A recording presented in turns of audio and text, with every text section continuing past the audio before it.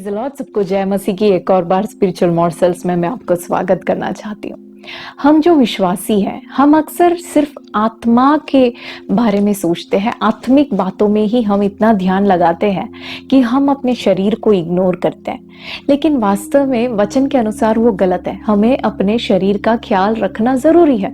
अब कई बार हम कहते हैं कि हमारी नागरिकता स्वर्ग में है, हम जो हमारा शरीर है ये डेरा सा शरीर है, ये सब बातें हम वचन के आयतों को लेकर बोलते हैं।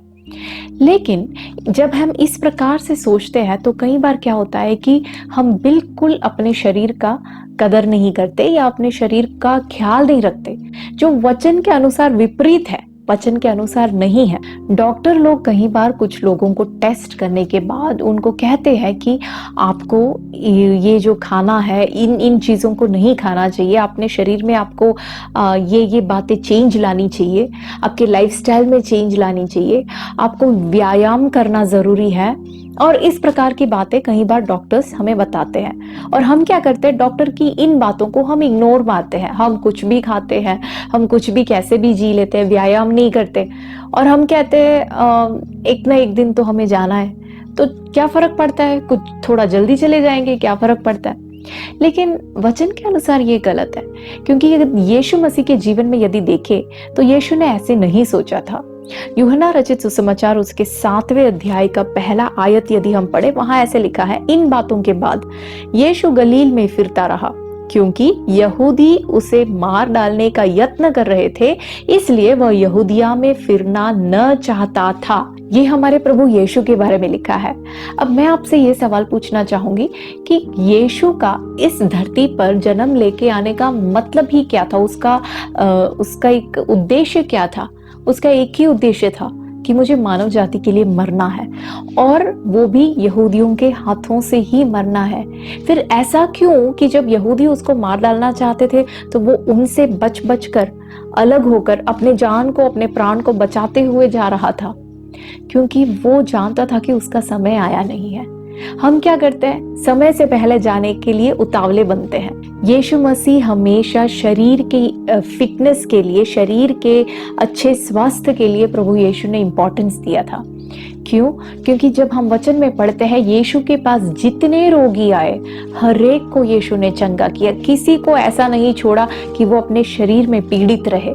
यीशु चाहता है कि हम अपने शरीर का ख्याल रखें और हम अपने शरीर में स्वस्थ रहे। पहले कुरिन्थियों 6:20 में लिखा है, इसलिए अपनी देह के द्वारा परमेश्वर की महिमा करो। और पहले तीमुथियुस 5:23 में पौलुस जो है तीमुथियुस से यूं कहता है कि केवल पानी पीने वाला ही ना रहना, लेकिन अपने पेट और अपने बार बार बीमार होने के कारण थोड़ा थोड़ा दाखरस भी काम में लिया करना। और यूहन्ना की 3 पत्री के 2 आयत में हम देखते हैं कि यूहन्ना गायुस से यूं कहता है कि हे प्रिय, मेरी यह प्रार्थना है कि जैसे तू आत्मिक उन्नति कर रहा है, वैसे ही तू सब बातों में उन्नति करे और भला चंगा रहे। अंग्रेजी बाइबल में यहाँ ऐसे लिखा है कि जैसे तेरा आत्मा स्ट्रांग है, वैसे तेरा शरीर भी स्ट्रांग रहे। ये मैं चाहता हूँ। देखिए, वचन हमें बहुत ही क्लियरली सिखाती है कि हमें अपने शरीर का भी ख्याल रखना है, सिर्फ अपने आत्मा का ही नहीं। अब कुछ लोग कहेंगे कि जब मैं ऐसी बातें करती हूँ तो कुछ लोग कहते हैं कि क्या आप फिर मरने से डरते हो? नहीं, मरने से डरना नहीं। यहाँ पे इसलिए मैं ये कहती हूँ कि मेरे जीवन के बारे में परमेश्वर का एक उद्देश्य है, उस चीज का मुझे पूरा ज्ञान है। हमें इस बात का ज्ञान होना चाहिए, हमें इस बात का पता होना चाहिए कि परमेश्वर ने हमें इस धरती पे जितने दिन दिए हैं, वो हर एक दिन के पीछे परमेश्वर का उद्देश्य है। भजन संहिता 139:16 में ऐसे लिखा है कि तेरी आंखों ने मेरे बेडौल तत्व को देखा और मेरे सब अंग जो दिन दिन बनते जाते थे, वे रचे जाने से पहले तेरी पुस्तक में लिखे हुए थे।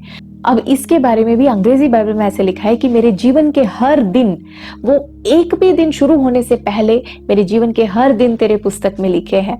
माने हमारे जीवन के हर एक दिन के पीछे, जीवन के हर एक पल के पीछे परमेश्वर का उद्देश्य है। और जब तक परमेश्वर का उद्देश्य मेरे बारे में पूरा नहीं होता, मुझे इस संसार छोड़ के जाने की जल्दबाजी करने की कोई जरूरत नहीं है। अब देखिए, वचन में हम परमेश्वर की आत्मा के सामर्थ के बारे में पढ़ते हैं कि ये असीम धन, ये जो असीम सामर्थ है, वो इस मिट्टी के बर्तनों में परमेश्वर ने रखा है। ये जो मिट्टी का बर्तन है, अगर ये टूट जाए या तो फिर यदि ये मिट्टी ही पिघल जाए, तो ये धन, परमेश्वर के सामर्थ, परमेश्वर का आत्मा, इसको कौन कैरी करेगा? कौन इसका पर्पस को पूरा करेगा? हमें इस बात को समझना है कि यदि परमेश्वर की इच्छा को इस संसार में हमें पूरा करना है, तो हमें एक स्वस्थ शरीर की जरूरत है। यदि हम बीमार रहे, यदि हम टूटे रहे, तो हम कैसे प्रभु का काम कर सकते हैं? तो हमें सिर्फ हमारे आत्मा के लिए ही नहीं, हमारे शरीर का भी ख्याल रखना जरूरी है। आने वाले दिनों में हमारे जीवन के उद्देश्य को समझते हुए कि मैं मेरे प्रभु का उद्देश्य को, मेरे प्रति जो भी है, उसको पूरा करूंगी और उसके लिए मैं अपना शरीर का भी ख्याल रखूंगा। इस बात को समझते हुए वचन के आधारित हम अपना जीवन बिताए। प्रभु आप सबको आशीष दे।